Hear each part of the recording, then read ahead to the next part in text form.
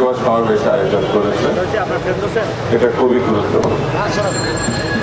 ইতিমধ্যে আলোচকবৃন্দ তারা তাদের মতো করে যা যা মনে করে চিন্তা করে তারা বক্তব্যে করেছে। খুব একটা বক্তব্যের অবকাশ নেই।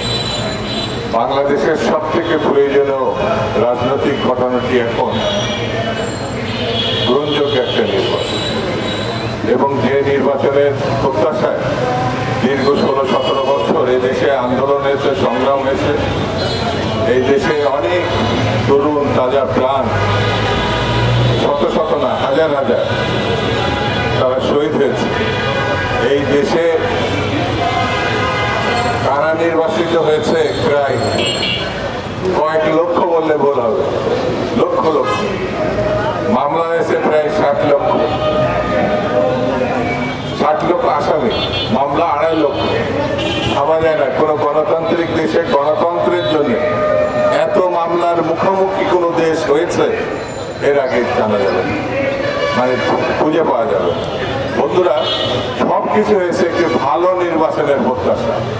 বারবার এই দেশের বিএনপি নেত্রী, দেশনেত্রী বেগম খালেদা জিয়া, জনাব তারেক রহমান, বিএনপি নেতৃবৃন্দ বারবার এই স্বচ্ছ, গ্রহণযোগ্য, স্বাভাবিক একটি নির্বাচন প্রত্যাশা করেছে, কিন্তু সেই নির্বাচন শেখ হাসিনা চাই নাই।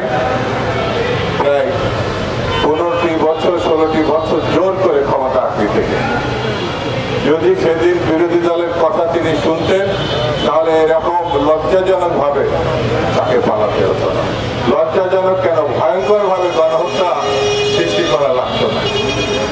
বাজারে এখন অনেক কিছু দাম বেশি আমরা বলি, হয়তো দাম বেশি সবজি, কিন্তু ব্যাংকে কোনো টাকা নেই। সব ব্যাংক থেকে সব টাকা শেখ হাসিনা এবং তার সাকরেটরা, তার দলবলের লোকজন নিয়ে সম্পদ দিয়েছে, বিদেশে পাচার করেছে।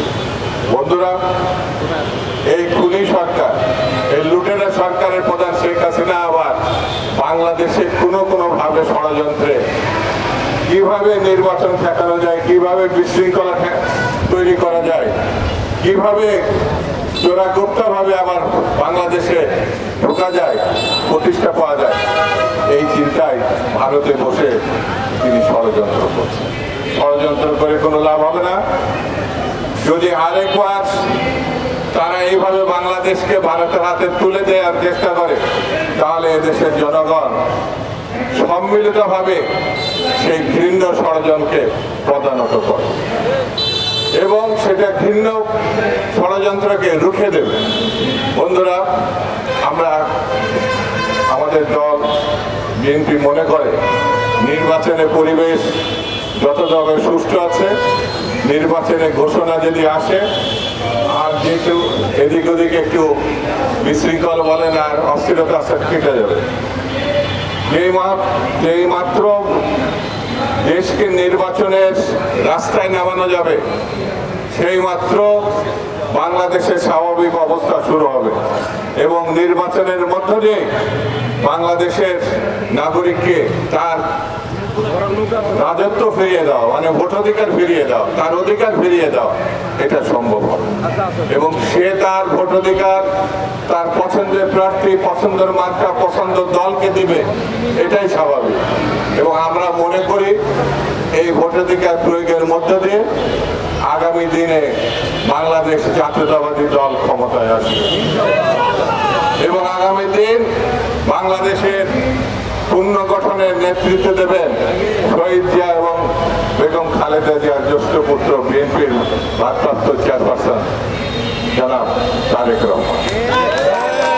তিনি আগামী দিনে প্রধানমন্ত্রী হিসেবে বাংলাদেশকে পরিচালনার দায়িত্ব নেবে এবং জনগণের উপরে নির্ভর করে তিনি এগিয়ে যাবে, বাংলাদেশের স্বাধীনতা সার্বভৌমত্ব রক্ষা করবে, গণতন্ত্র পূর্ণ প্রতিষ্ঠা করবে।